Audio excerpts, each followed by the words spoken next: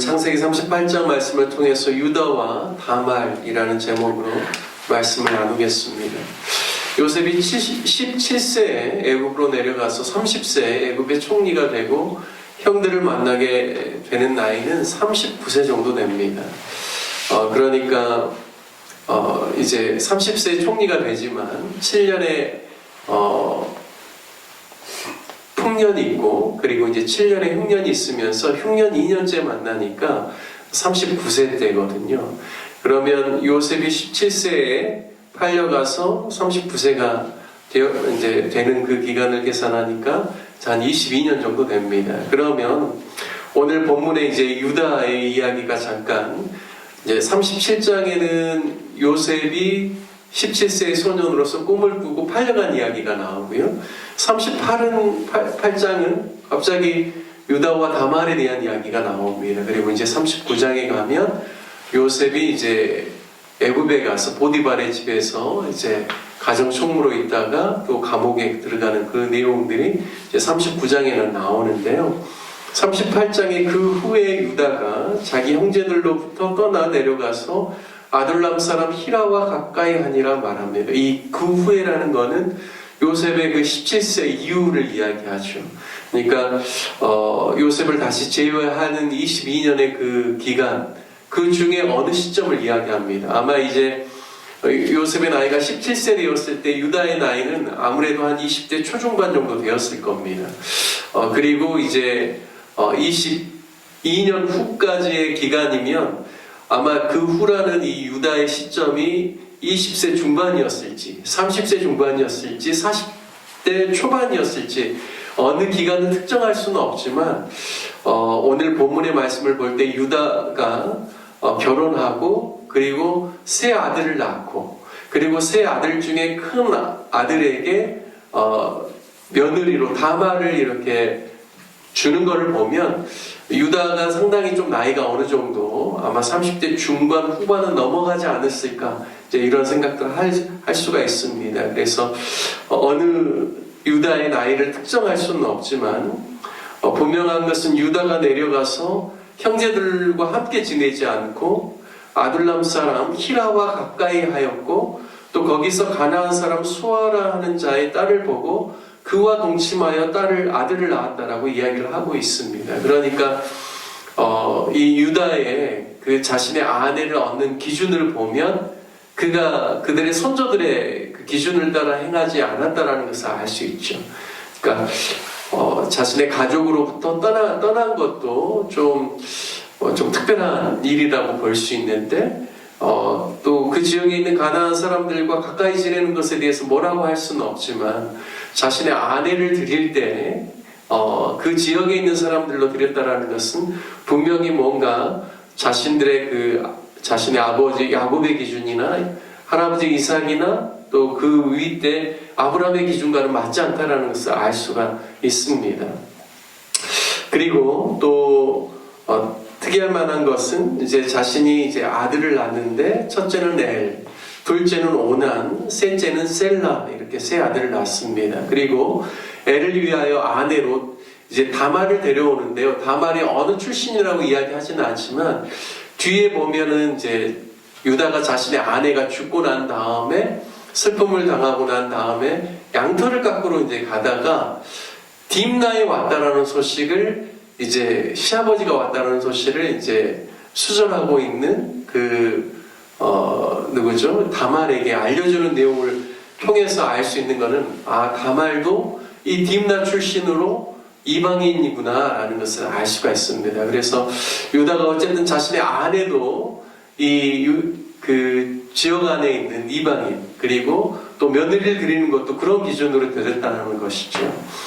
그런데 이제 오늘 주요 내용을 보면 그 큰아들 엘에게 다말을 이제 아내로 맞이하게 하는데 7절 말씀에 보면 여호와 보시기에 엘이 큰아들이 악하여서 여호와께서 그를 죽이셨다고 나옵니다. 왜 죽이셨을까에 대해서 우리가 명확한 것은 기록에는 없지만 추측할 수 있는 것은 결혼에 대한 말씀을 하고 있는 중에 바로 엘이 하나님 앞에서 보시기에 악을 행하여서 하나님께서 죽였다라는 내용을 보았을 때 아마 엘이 성적인 타락으로 인한 그의 죄악으로 인하여서 하나님께서 그를 죽이셨다라고 이렇게 추정할 수가 있습니다. 그리고 둘째 오난을 보면요, 유다 이제 이 지역 안에 있는 이제 계대 결혼이라는 게 있습니다. 이게 뭐냐면 자신이 이제 결혼을 했는데 자신이 자녀 없이 남편이 죽게 되면 그 남편의 동생이 형의 계대가 이어질 수 있도록 이제 형수를 취하게 하는 그러한 제도가 있죠. 그래서 이제 이스라엘 백성들도 계속해서 이런 이제 계대 결혼이라고 관습이 있었습니다. 그와 같이 이제 유다도 다말에게 엘이 죽었기 때문에 오난에게 들어가라라고 이야기하죠. 그런데 9절 말씀에 보면 오난이 그 씨가 자기의 것이 되지 않고 형의 자녀가 될 것을 알아서 형수에게 들어가지만 동생이 해야 할 의무를 하지 않습니다. 그래서 여호와께서 이것을 보셔서 이도 악하게 보셔서 그도 죽이셨다라고 말씀합니다. 여러분, 다말의 입장에서 보면 얼마나 당황스러울까요? 자신의 남편 엘이 그가 악행을 행하여서 하나님께 의해서 이제 죽임을 당할 때 이것은 이제 다말의 입장에서 보면 자신의 남편이 급사하는 거죠. 그런데 이제 기회를 잇기 위하여서 둘째가 왔는데도 불구하고 하나님께서 그를 악하게 여겨서 또 그도 급사하게 됩니다. 그러니까 다말의 입장에서는 굉장히 이제 괴롭고 어려운 일이 되는 것이죠. 그리고 유다 입장에서는 이제 셀라 셋째까지도 잘못될까봐 다말에게 이제 수절하게 하고 셀라가 장성하기를 기다리라고 말합니다. 그래서 다말이 이제 친정으로 가게 되죠. 다말이 친정에 가 있는 동안 시아버지인 유다의 아내가 이제 시어머니가 이제 죽게 되죠. 아마도 이제 이쯤에 아마 셀라가 어느 정도 장성하여서 이제 다말을 위해서 형사 취수제도에 의해서 형의 대를 이어줄 수 있을 만한 그런 이제 조건이 충족됨에도 불구하고 유다는 셀라마저 잃어버릴까봐 그렇게 행하지 않습니다. 결국 다말이 자신의 시아버지 유다가 양털을 깎으러 딥나에 왔다라는 소문을 듣고 그가 과부의 의복을 벗고 노을로 얼굴을 가리고 몸을 휩싸고 딥나 곁 에나임 문에 앉아서 청년인 척하여 자신의 시아버지와 하룻밤을 지내게 됩니다. 그리고 그 담보물로 도장과 지팡이와 끈을 달라고 하죠. 그리고 이제 임신하게 되고 유다에게 이제 결국에는 3개월이 지난 다음에 며느리가 행음하였다라는 소식을 듣게 되고 유다의 반응은 무엇이냐면 속히 그를 불살라라 라고 이렇게 이야기하죠. 하지만 여인이 끌려가는 과정 속에서 다말이 이 도장과 끈과 지팡이의 주인이 누구이니까 그에게 이제 시아버지에게 그걸 갖다 주라고 하죠. 그래서 유다가 자신의 잘못을 깨닫고 다말을 용서합니다. 그리고 이제 다말을 가까이 하지 않았다라고 이야기를 하고 있고 다말이 베레스와 세라를 낳게 됩니다. 그리고 이제 베레스가 동생이지만 먼저 나와서 영적인 이제 유산을 이을 후손이 되는 것이죠.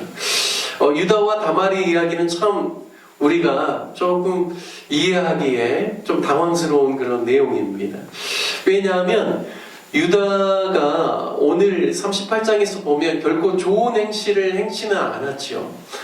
그럼에도 불구하고 특별한 것은 무엇이냐면 예수님이 이 땅에 오시는 족복 가운데 야곱의 뒤를 이어 누가 그 다음에 뒤로 등극을 하냐면 유다입니다. 그리고 특별한 점은 마태복음 1장에 보면 유다에 대해서 이야기할 때 유다가 다말에게서 베레스와 세라를 낳고 그리고 베레스는 헤스론을 낳고 이렇게 이어지거든요. 예수님의 족보의 이야기를 할 때 첫 여성의 이름이 나오는데 그 여성의 이름이 누구냐면 다말입니다. 우리가 이제 이러한 것을 통화해서 볼 때 잘 이해가 안 될 수 있죠. 그런데 저는 오늘 이 말씀을 묵상하면서 어떤 생각을 하게 되었냐면 다말이 이방 여인입니다. 그럼에도 불구하고 다말이 자신의 남편 애를 잃어버리고 또 오난도 죽게 되었지만 그가 왜 포기하지 않았을까? 이방 여인이기 때문에 남편이 죽어서 결국에는 자신의 이제 친정으로 돌아갔음에도 불구하고 왜 계속해서 자신은 유다 가문의 집안에 계속해서 대의를 잇고자 하는 마음, 그리고 그 가문 안에 계속해서 연결되고자 하는 마음이 강하였을까를 좀 생각해 보게 되었습니다.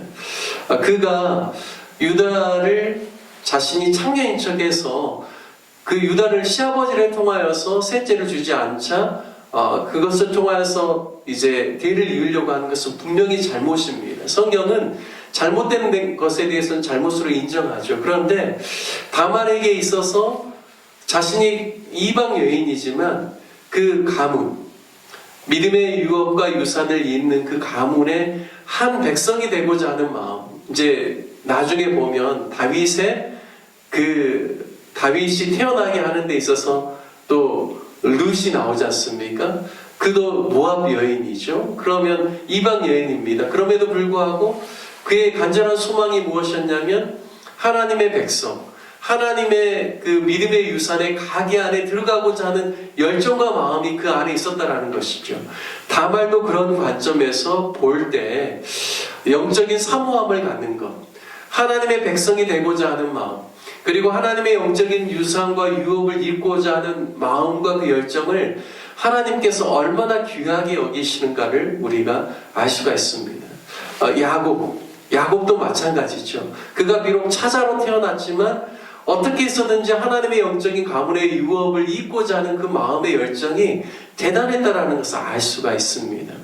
물론 야곱도 자신의 삶의 잘못된 부분에 대해서는 하나님께서 분명히 다루셨기 때문에 아마 다말에게 있어서도 자신의 행위에 있어서 잘못된 점에 대해서는 그가 결혼 생활을 통해서 어떤 형태로든 하나님께서 그러한 부분들을 회개하고 개선할 수 있도록 하나님께서 역사하셨겠지만 성경이 조망하고 있는 바로 이러한 메시아가 오는 그러한 구속사적인 관점에서 볼 때 다말의 그러한 마음, 하나님의 영적인 유업에 참여하고자 하는 그 마음에 대해서는 너무나 귀하게 여기고 있고 37장과 39장의 그 사이에 유다와 다말의 이야기가 나올 정도로 하나님의 구속사는 계속해서 진행되고 있고 인간의 연약함과 연약성 가운데서도 하나님께서는 그 구원주, 구세주를 보내실 그 메시아에 대한 그 구속의 이야기를 계속해서 이끌고 가고 있다는 사실을 우리에게 보여주고 있습니다.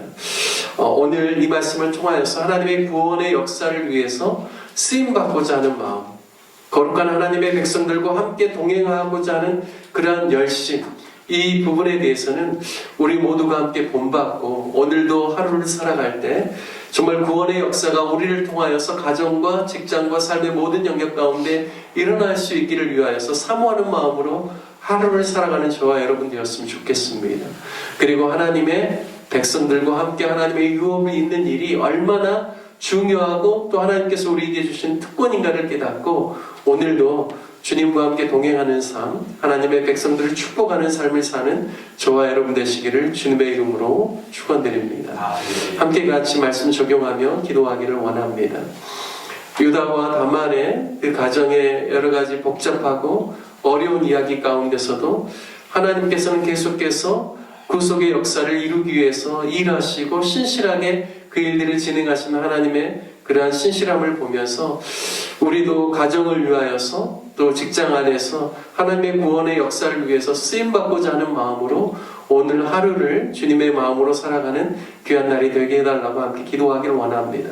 우리를 통하여서 믿음의 유업과 유산이 계속해서 이어지는 거룩한 역사가 일어날 수 있도록 기도해 주시고 또 오늘 우리 교회를 위해서 기도할 때는 특별히 다음 세대들을 위해서 기도해 주십시오. 주일학교와 중고등부와 청년들이 하나님의 말씀 가운데서 든든하게 세워질 수 있도록 또 하나님의 뜻을 행하는 귀한 자녀들 될 수 있도록 기도해 주시고 또 인도네시아에서 선교사역을 감당하는 우리 이나연과 우리 박주성 우리 귀한 지체들을 위해서 기도해 주시고 또 대한민국의 또 여러 가지 정치적인 혼란스러운 상황들이 속히 종식되고 평안과 안정을 찾을 수 있기를 위해서 기도해 주시기를 바라겠습니다.